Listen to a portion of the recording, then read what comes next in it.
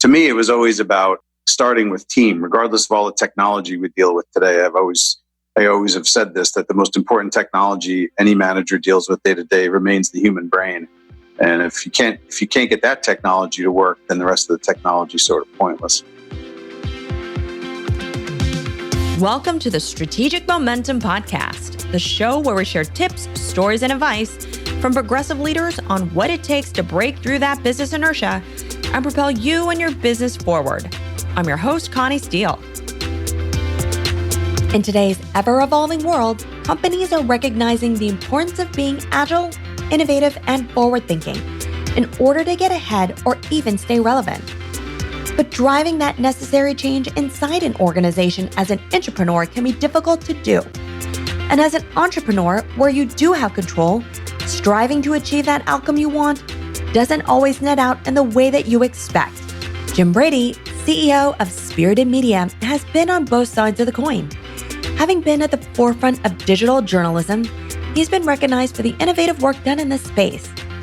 He was part of the original WashingtonPost.com launch team and then served as their executive editor, to then managing news and sports programming at AOL, and then leading other major news media organizations and their respective innovation initiatives, all before running his own venture. Today, Jim shares the lessons he's learned on what it took to create that momentum for change and innovation in his various roles. Because transformation doesn't start with technology, systems, or processes. It starts with building that winning team. Here's Jim's career journey. So where I always look for a place I can go where I can accelerate that adaptation, and to me, like whether it's inside a legacy company or whether it's starting my own thing, actually is a little downstream of the actual opportunity, which may be a little bit different than others. I just look for something that's interesting to me, and because of that, it's inevitably that my jobs are not in an orderly sequence. I've gone from legacy media company to working at AOL, which was a digital only thing, back to the Post to a legacy media company, and then starting my own thing inside a large company, and then running the newsroom for a large company, and then literally starting something from scratch. So if you look at my resume, you probably think I'm a bit of an oddball for the order of which I've taken things. But for me, that the theme that runs through all of them is there was an opportunity to do something really different and really interesting that appealed to me. And after that, the rest of it became sort of less important. And that first legacy media company where Jim began his career was the Washington Post, where he started as a part-time sports writer as a sophomore in college. Over the years, he moved his way up and ultimately got hired to be the sports editor of the Washington Post's online effort called Digital Inc. This aligned with his passion for the web and desire to get more involved in it, which was at the time a new and exciting platform that hadn't been fully realized yet. He certainly saw its potential, the ability where he could get the sports information he was interested in on his own schedule seemed like a game changer right from the beginning. And that love of digital set him down a path to being at the forefront of building new and progressive experiences for various news and media organizations. And then the Post started its online thing in '94, called Digital Inc. with a K, to be cute. And they were hiring for a sports editor. So I threw my hat in the ring for that job and got hired to be the sports editor of Digital Inc. in April '95. So that's 24 years in digital now. I didn't have any people. I was a sports editor of a staff of one. So it was a great title, but it didn't have much in reality. And then I just was there stayed at the Post for 5 years on the website. Was there for the launch of WashingtonPost.com in June '96. And then I worked my way up to running the homepage of the website, ran it for some crazy days during the Clinton impeachment and the Starr Report. And then in '99, I got a call from my former boss at Post.com to come to AOL to run the sports and news operations out there. So I did that for 4 years, which is a hell of a lot of fun. I mean, that was when AOL was kind of at the top of its game. And then, of course, I was also there for the AOL-Time Warner merger, which is when it stopped being at the top of its game. And so I stayed in that job until '03. And then I left and decided I needed a nice psychological break. So my wife and I drove around the States for 4 months with our dog. And then I came back to be editor of WashingtonPost.com. And I did that job from 04 to 09, which was a fabulous 5 years. It was just so much fun being at the heart of Post.com at that point, because the first time I was there, the print newsroom wasn't really that interested in what we were doing, and we were kind of having to do everything on our own. But when I came back in 04, most people kind of got that this thing wasn't going away and that making it work was really paramount to the Post. And so I got to run the site for 5 years when the print newsroom was really doing a lot more for us, and we were launching tons of new features, and we did a lot of really cool things. I'm really proud of that time because we were pushing the envelope, and we were the first large site in the U.S. to have blogs, to launch comments, to have a video team. We just did a lot of really cool stuff and won a lot of awards for that work, and so I remain really proud of that. But by the time 09 rolled around, they decided to merge the newsrooms. The Post newsroom, the print newsroom, and the web newsroom had always been separate, and that gave us a lot of freedom to kind of experiment with things that maybe the print side wasn't that excited about, but we had the ability to do it, which I think is where a lot of our really good innovations came from, was us just, saying we're going to try some things, and we don't need the approval. And then by 09, they decided to merge the newsrooms, and it just wasn't going to be that much fun anymore, to be honest. That was going to be a different phase. And so I left there in 09 and started this thing called TBD, which was I went over to Allbritton Communications, which had founded Politico, and they gave us the approval and the runway to launch a local news site for DC that was associated with WJLA, which Allbritton owned, and News Channel 8, which Allbritton also owned. And so we produced the web sites for those two TV stations and did really, really cool work, hired amazingly good people who have landed in fabulous places all over the country at this point. And, we launched it. It got out of the gate with, it was close to 1 million uniques by the time I left a month. And then for whatever reason, Robert decided to scale it back without really giving much notice or reason. And to this day, most of us who work there remain somewhat perplexed and a little bitter about that decision, but it is what it is. So I left there after about 1.5 years and was recruited for a job to run Digital First Media, which owns 75 daily papers around the country. And I was the editor-in-chief there, which required essentially being in charge of the newspaper and the websites. And I was in charge of sort of getting the newsrooms to be more digital. And the core of that strategy was hiring 50 people up in New York for a team we called Thunderdome, where we provided all the digital expertise for all the papers. So we did all the video, data work, breaking news, national breaking news work. We kind of were this centralized shop that did the creative work and the national news production for all of our papers so that they could focus their energy on covering their communities. And I ran that for 4 years until the hedge fund decided to sell the company, and at which point they shut my team down. And I decided at that point, just running the 75 papers wasn't really the job I wanted. The innovation piece was gone, and it really was just a straight management job. And truth of the matter is, if you're looking for somebody to come in and manage the budgets of 75 papers and manage the sort of downsizing of them, there are people out there far better than me to do that. When the innovation piece went, I went. Jim decided he didn't want to be at a big company anymore after that. In fact, he wanted to do the opposite. Chose to start his own venture where he could do something on his own terms.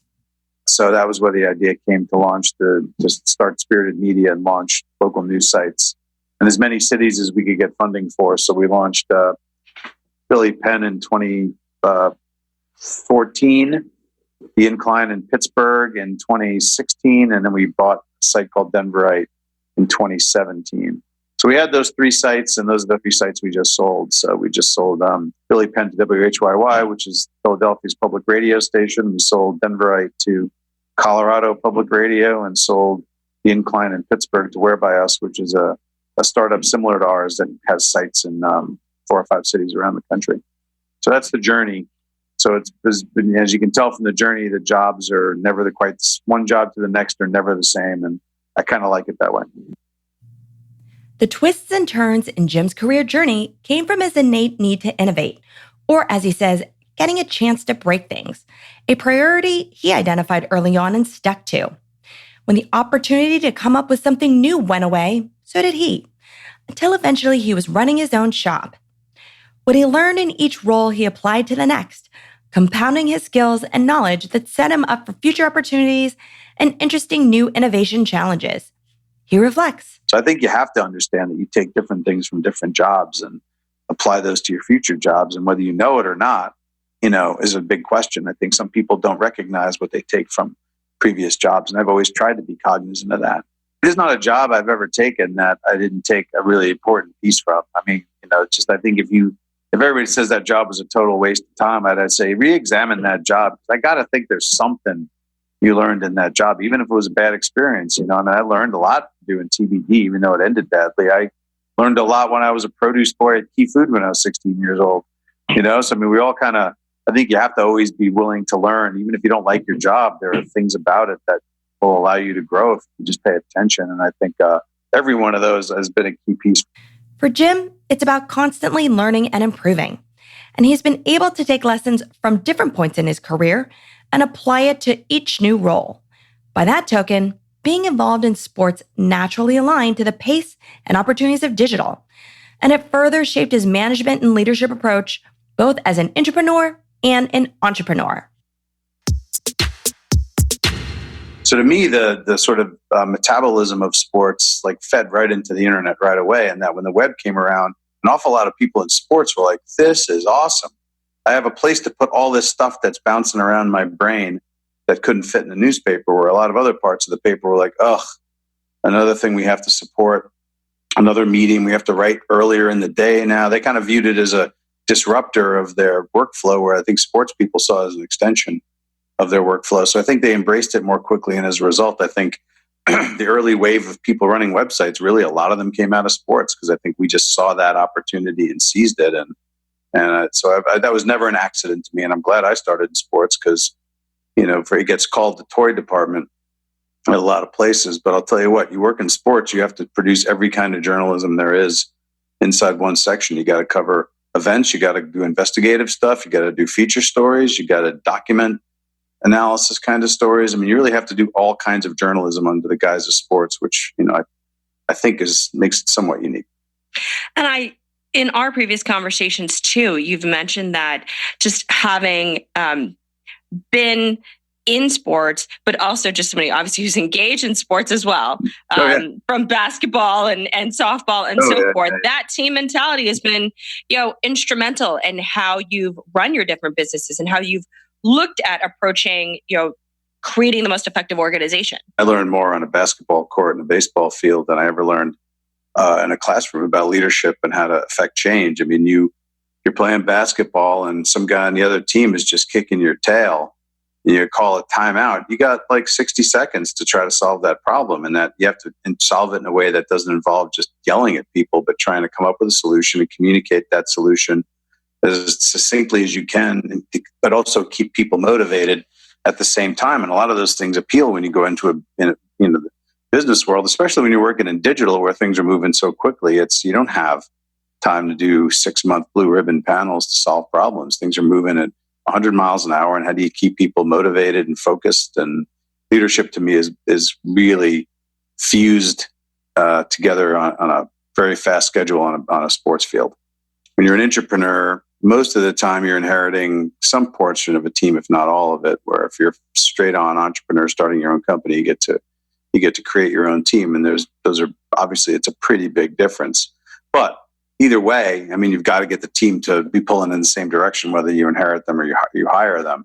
And I think that's where you have to start. I think if you can't get anywhere if you don't have a team that actually wants to achieve the same thing you want to achieve. And I think this has been a struggle for a lot of legacy media newsrooms for the last 20 years is you can bring in a really smart digital person and, give them the keys to the digital strategy. But if you can't get the newsrooms to buy into why it is you're doing that, it's going to be hard to succeed, because you need that tailwind working in your direction. So to me, it was always about starting with team, regardless of all the technology we deal with today. I always have said this, that the most important technology any manager deals with day to day remains the human brain. And if you can't get that technology to work, then the rest of the technology is sort of pointless. To be successful in today's digitally driven environment and build that momentum for change, It also requires you to work in an integrated and collaborative fashion. In other words, a well-run team, not the traditional siloed approach that many organizations still operate under. Jim's AOL experience taught him that important tenet early on, and those valuable experiences from his days there helped shape his vision for WashingtonPost.com when he took over as editor-in-chief. But what Jim also inherently knew is that to be an effective and motivational leader, you had to be the player coach and not manage from an ivory tower. He believed it was critical to understand not only everyone's position, but also give them a voice and to make sure their equipment works. It always distresses me when I hear managers say, man, walking the floor is so important. I just don't have time. It's like, you can make time to do anything you want to do. If you want to walk the floor for an hour a day and just stop by people's desks and ask how they're doing or take a look at what they're working on, like that is like the value of walking the floor and just talking to people who work in your newsroom or at your company and just making sure they're doing all right. Or if there's stuff going on out there that you won't find out about sitting in your office, you'll find out about it out on the floor. Like, you got to do that. And I just feel like we, as managers, love to sometimes complain that we're too busy to actually do that. But you know what? You're going to be even busier if you don't do that, because a lot of problems are going to come your way that you might have been able to solve if you walk the floor a little bit. And so it's this sort of, you sort of beat yourself anyway if you sit in your office and don't walk the floor, because you're just allowing more problems to reach your desk. So get out there, talk to people. And I think that's always been an important part of what I've done. I feel like two places where I did things I was really proud of were when I got to Post.com. I was lucky in that the guy I was replacing was retiring. So I had like 3 months where I was paid by the company, but wasn't in charge of the site yet. And in those 3 months, I had coffee with all 110 people who worked in the editorial side of Post, in addition to about 20 others at the company. But I wanted every single person who worked in the newsroom at Post.com, whether they were working the overnight shift on the homepage or were, the arts and entertainment intern, to understand that they were going to get some time to tell me what they thought about how the place was operating. And this wasn't going to be like I'm only talking to my direct reports kind of thing, which I know helped a lot in the sense of people feeling like, he's really trying. He's like, it was a really good conversation. And things changed because of those conversations. Things I was told were problems I tried to deal with. And second thing was, when I got the job at Digital First Media, as I said earlier, we had 75 daily newspapers. I visited every one of them in the first 9 months of that job, and going to, very rural parts of New Mexico and tracking down newsrooms that weren't too close to much of anything, but wanted to get to every daily newsroom so that they could hear what the strategy was going to be from me in person in their place, not having them dial into some conference call somewhere. I wanted them to know I cared enough to show up in their building and hear what their challenges were. And in a lot of those cases, I walked in there and looked at the computers they were using and just thought, Jesus. I'd call back to the office and say, you got to get some new computers to this place. I mean, they can't even see their own website from the computers they have in their newsroom. It won't display properly. So just by going there, a lot of other problems got solved. So, I think when you're willing to get out there and willing to talk to people and willing to give people the time they deserve, a lot of other problems get solved. If you sit in your office and complain you're too busy to solve problems, you're just going to have more of them. While they're technically true, I think they're functionally useless, or org charts. Like org charts, boxes connected to other boxes. At the end of the day, there's a name in every one of those boxes, and that name is the important thing, not where it sits on the chart. Because there are people who are low on an org chart who have massive influence on an organization, and people high in it who have none.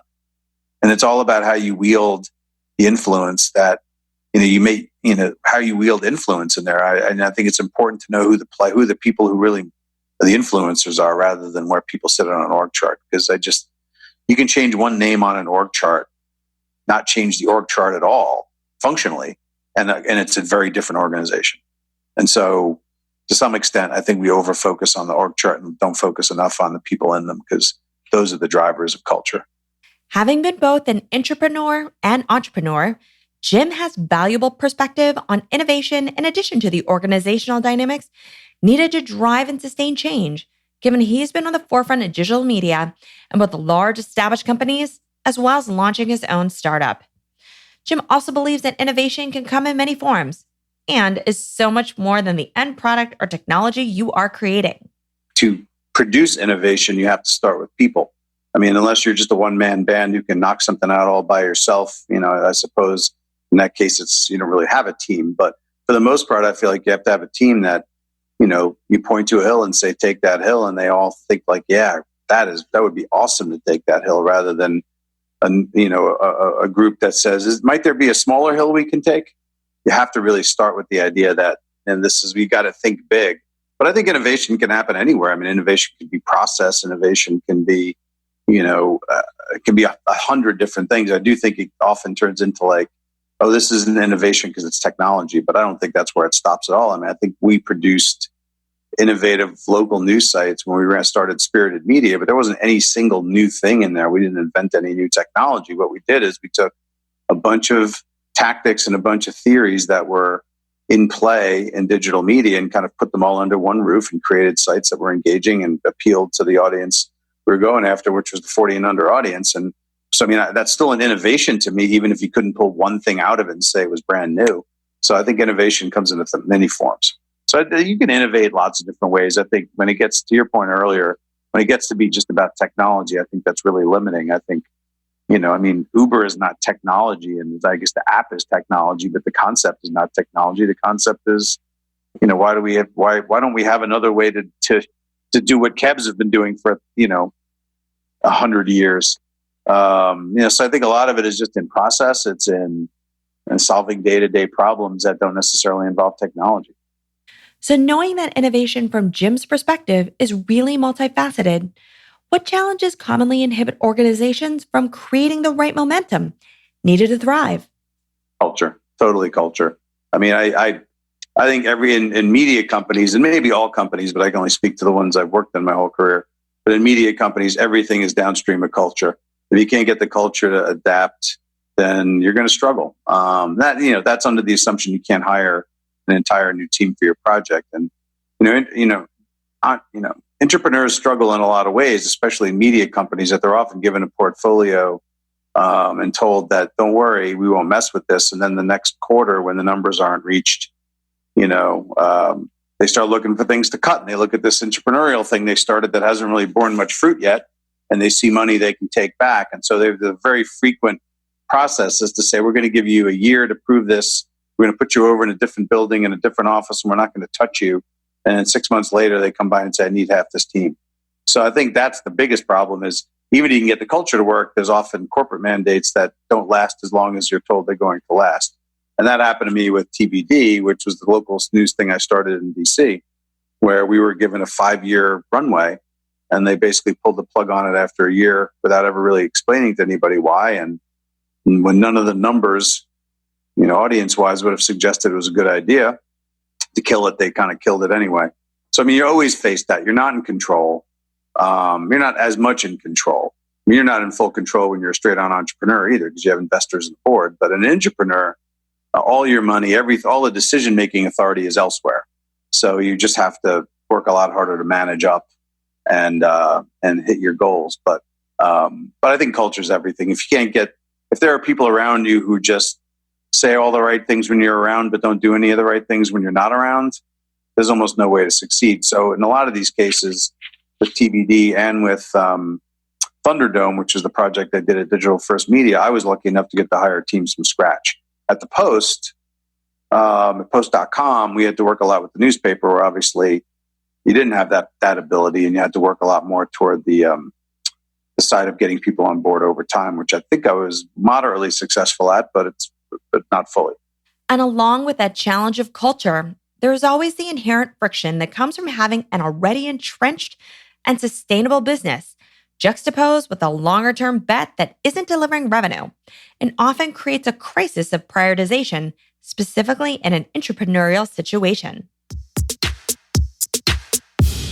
You commonly have situations in which there's a part of the organization that is predominantly responsible for the revenue, the day-to-day revenue of the company, which by default, they assume they have the most power, can be threatened by something that is emerging or more potentially disruptive to the way that they operate.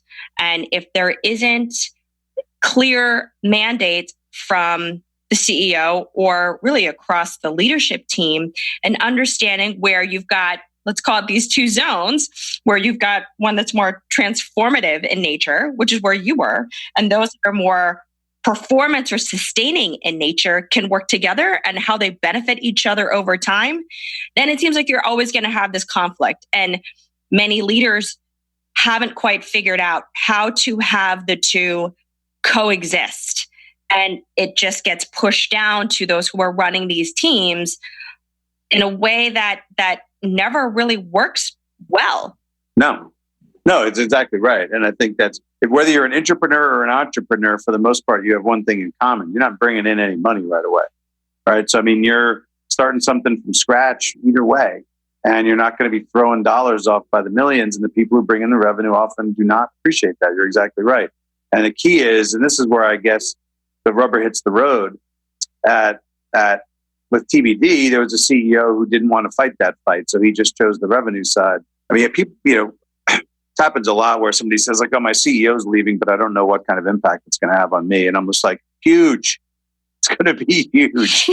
I mean, sorry, like people want to like soft sell the CEO leaving. If you're close enough to the CEO on an org chart, that is like, I would say almost all of the major changes in my career have come not too long after a CEO left, because I sign up for somebody who believes in what they're selling and is willing to, to push for it. And I had that in most places. I took jobs because I believed what the person who was trying to hire me was selling, and I believed that they were in their conviction of that thing. So what does it really take to break through these potential obstacles, the politics and power struggles that can impede forward movement? For Jim, he used the tactic of appealing to others' egos and moving the folks in the middle who want to get it, but don't get it just yet. More. I mean, one of the classic pitches I used to make at the Post was, until WashingtonPost.com launched, you are published in the Washington area. I mean, people don't really remember this, but the Washington Post is perceived as a national newspaper because it's in our nation's capital, but it is not distributed nationally same day, like the New York Times or the Wall Street Journal is. It's distributed, print-wise, it was distributed in, North Carolina up to, Wilmington, Delaware, or something like that. So you didn't get to read the Washington Post every day in print. You could get it 3 days later on the West Coast. But I mean, it wasn't like the Times or the Journal. And our argument was the day WashingtonPost.com launched, you became a national figure, and we can make you a national figure, but you got to contribute more to the website than you're doing to the paper. And so that was the line that got a lot of people at the paper to start writing daily columns for the website, or doing live discussions, or doing video series. So clearly, like, appealing to that ego was one way to go. And another was just, there were some people who just bought the internet right away. They got it. They knew that this was huge, and they just came and said, "What can I do to help?" And, so my argument was always that there's this common theme that newsrooms are broken up into two groups, people who get it and people who don't get it. And my argument was always that there are three groups. There are people who get it, and then there are people who don't get it but want to get it, and then there are people who don't get it who don't want to get it. And my goal was always focus on that middle group, because you already have the ones who get it. If you can get the ones who want to get it to kind of come your way, that third group kind of has to, because otherwise they're really isolated. So don't focus on any of the people in the third group, because they're not going to be persuaded by a direct persuasion. They're going to be persuaded when they see all these other people who haven't been doing much for the web start to do stuff for the web, and join the ones who already are. Then you just kind of like, well, I better get on the ball here, or else, I might lose my job, or I might not get the promotion I want, whatever. So to me, it was always go for that middle group and convince them to move over by appealing to their ego. It sounds like I'm saying they're all egotists. I don't mean that. But everybody has an ego, but appealing to like, hey, this will be good for you in your career.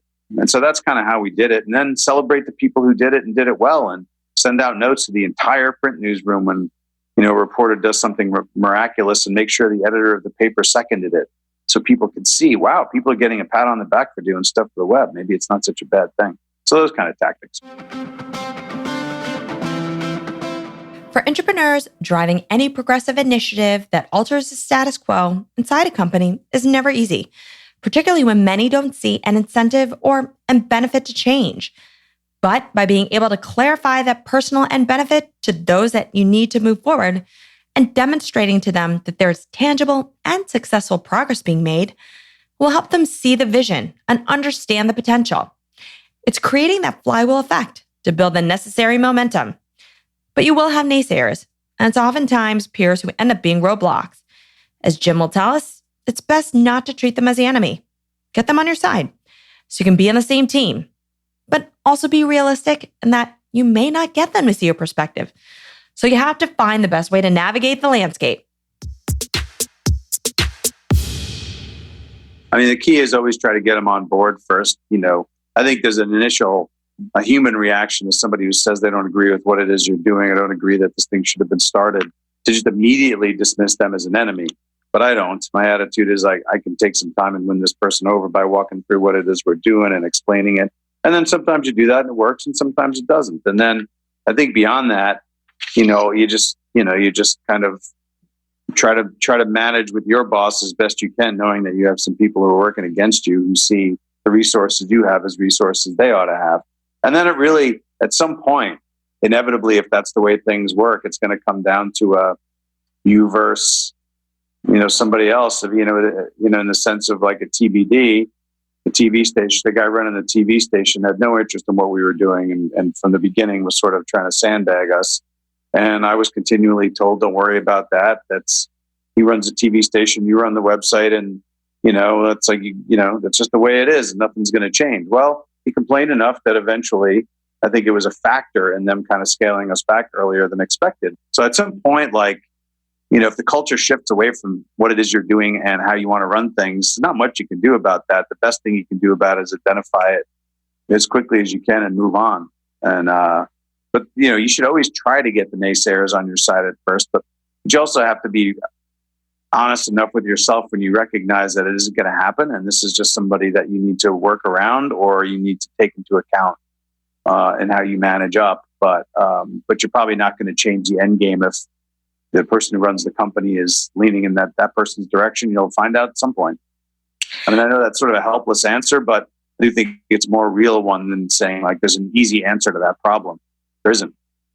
The wisdom gained from years of being an intrapreneur, Jim certainly took when he became an entrepreneur, building his local digital news business.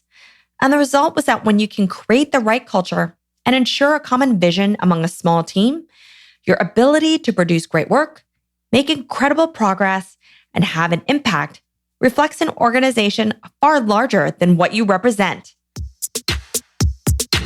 I mean, certainly a lot of the cultural stuff, which is, you're going to be small, you're going to have to be a pretty tightly bound unit that a lot of you make up for, you can make up for in a small staff.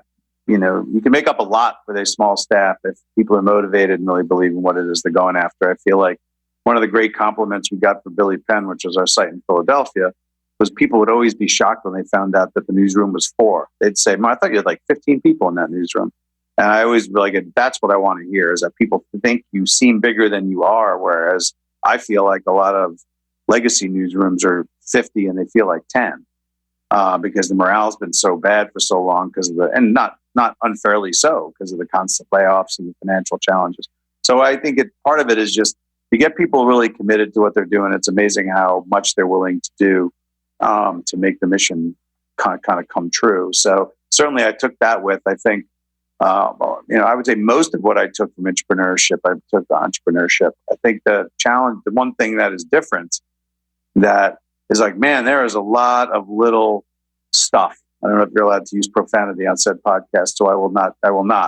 But a lot of little stuff like insurance and taxes and benefits and, domain registration. All stuff that was important in previous, but somebody else kind of did.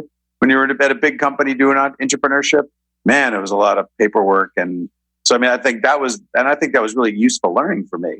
But just like how many things are required to run even a company of our modest size, the amount of paperwork is massive, and just keeping all these things. So, that was the sort of the unpleasant learning in all of it. But I think a lot of it translated. I had more control over what the end game was than I ever did as an entrepreneur, which is great. But I think there's a lot of commonality. I think and enough differences to make it interesting, but enough that I didn't feel like it was a huge shift. So in the end, what other advice does Jim have for those change agents who are feeling stuck trying to disrupt the status quo within their company or create the needed traction for their own business? To start, he says it's about operating lean and evaluating the importance of every hire. Fair criticisms of both TBD and the Thunderdome team we built in New York was that they were a little larger than they needed to be. I sort of looked at it and said, look, we're trying to make a big impact, quickly. And one of the ways to do that is to have newsrooms of some size. I understood one of the issues was that they thought we'd hired too many people, and they were probably right about that. Same with Thunderdome. I think when you're starting your own company and you're bootstrapping at the beginning, you do sort of get a sense of like why every hire is so important, and you should be really cautious before getting larger.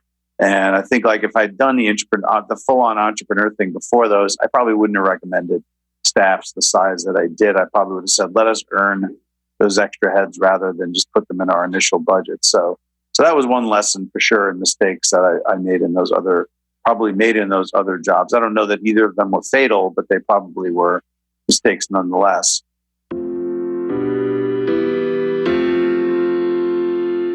But another piece of advice involves really thinking and reviewing your business model. Or as Jim says, care about how you're really growing your business from a revenue standpoint. Be willing to look at the why behind that, and don't be afraid to pivot quickly and on instinct, because time is not your friend. This definitely applies to journalism and probably some other businesses. Care about money. It's so funny because one of the challenges in journalism is there's a lot of people who don't think much about money. They think that the only thing that matters is producing quality journalism. And if I do that, everything else will take care of itself. Well, it doesn't. And spending as much time thinking about the business model and the revenue mix as you do the story mix is really important. And I don't know that that's always the case in kind of bootstrap startups. I think there's a lot of like, well, my site won't exist if I don't produce good journalism, which is probably true. But you have to have some effort put toward how you're going to be sustainable down the road. And I feel like in journalism, we still don't pay enough attention to the business side. So if you're not growing, if your business isn't growing, at least in the publishing world, often it's because people are not paying enough attention to the actual growing of the business. They're just focusing on writing more stories. So that would be one, which is don't ever let anybody tell you like the how you make money thing doesn't matter. And that doesn't apply to most startups, which are innately businesses people are trying to run. But in the journalism side of things, that's always what I tell people is how you make money is going to be the only thing potential investors are going to ask you. Not the only thing, I shouldn't say that, but it's going to be the top question on their list of questions. So you better have an answer for it and be willing to shift quickly if you see things moving. I guess the second piece of advice I'd give is, have you really been willing to look at, if you're not scaling quickly enough or not growing quickly enough, are you just in the wrong business? Are you making money the wrong way?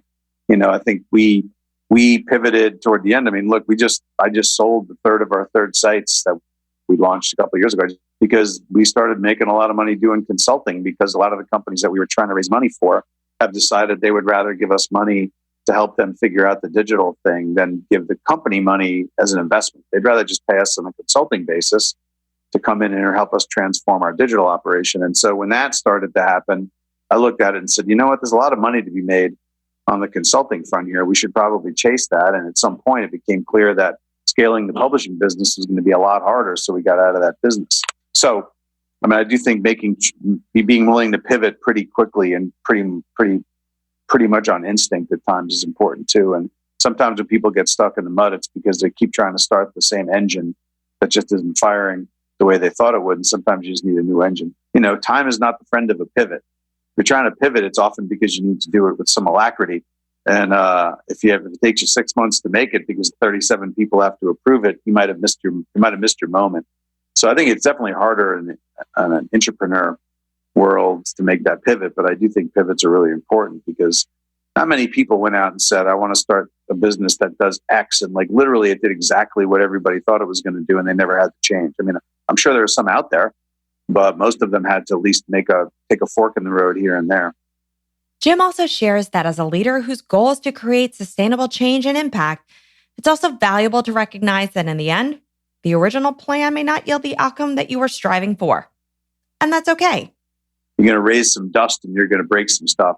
you can't ever be angry that it doesn't work out your way. I mean, you're kind of getting into high pressure, high risk things anytime you do an intrapreneur thing or an entrepreneur thing. And so you have to build up a little bit of a mindset of whatever happens, happens. I'm not going to take it personally, and I'm not going to be, I'm not going to take it with me.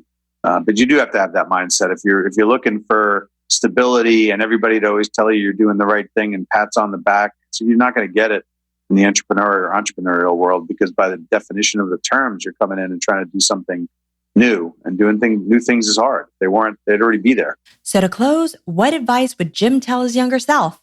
Be a little more patient at times. I think I've always been like, I kind of know where I want things to go, and I feel like they're the right things, and sometimes they aren't, sometimes they're not. But every entrepreneur deals with that. Nobody's batting 1,000 in entrepreneurship, I don't think.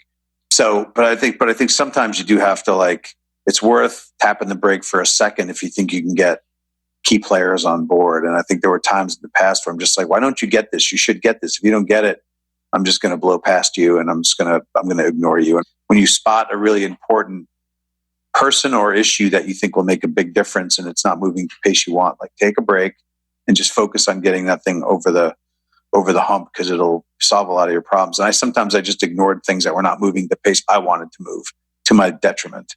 Patience is not born in most entrepreneurs, but you do have to understand when it's the right thing to do, because it is sometimes. I gave the example before, the 3 types of people in a newsroom. I actually, for a while in my earlier career, tried to focus on the ones who didn't want to get it, because I thought, well, if I can get them, then everybody else will come along. But I realized pretty quickly, I'm not going to get them. That's when I realized there was that third group. These people do not get it, and they have no interest in getting it. And every minute I spend with them is a waste of my time. So I altered that up earlier too. So it's, I think you just have to learn as you go, but definitely more patience is one that I wish I had learned earlier in my career, because I probably screwed some things up because I decided that I had to move at whatever pace I wanted to move at. And sometimes you do have to adapt to the pace of the organization you're working for, which is probably, especially if you're an entrepreneur, isn't going to be as fast as yours. And what's the best work advice Jim's ever gotten? Always focus. And this one matters a lot in journalism. The best advice I've gotten was from my father about journalism, which, because he almost got into it himself. It was never stop focusing on how the company you work for makes money. And so I used to read the Post's core, annual report, and with the Digital First would listen in on all the financial stuff. I think journalists were sort of trained that the money stuff isn't their problem, but man, if it's not your problem, I'd love to know what you think your problem is, because right now that's the problem in journalism, is money. So it's never focus on your own. Don't get too focused on your own little corner of this universe. Understand how the universe operates as well. And I think that's always been helpful to me, because I feel like I've always had a better sense of sort of the business environment of journalism than most people who work in newsrooms. And finally, what's the best way listeners can connect with you? I'm on Twitter at Jim Brady, or email just jim.brady@gmail.com. Thanks so much for your time today. Really great insight on how to actually think about making the right momentum, whether you're an entrepreneur or entrepreneur. Yeah, well, I appreciate the invite. Good chatting. When it comes to driving innovation, whether you're an entrepreneur or an intrapreneur, it always starts with people, your winning team. And that's regardless of all the technology, because as Jim said, the most important technology any manager deals with day to day remains the human brain.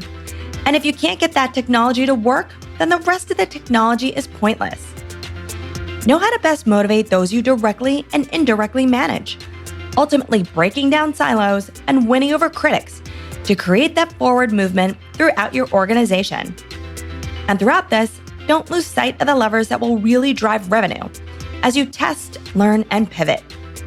Stay focused, try to be patient, and understand that you're in high pressure and high risk situations. So you have to build up that mindset of accepting the consequences that also come with it. Because at the end of the day, you're coming in and you're trying to do something new. And that's never easy. Thanks for listening to the Strategic Momentum Podcast. You can connect with Jim at jim.brady@gmail.com or connect with them on Twitter at Jim Brady. If you've liked what you heard, please subscribe to the show on Apple Podcasts, Stitcher Radio, Spotify, or wherever you get your podcasts. And while you're there, please leave us a review. This is what helps others find the podcast. To hear previous episodes or get show notes from this episode, you can visit us at flywheelassociates.com/podcast. And don't forget to follow Strategic Momentum on Facebook and Instagram. I'm Connie Steele, and you've been listening to the Strategic Momentum Podcast.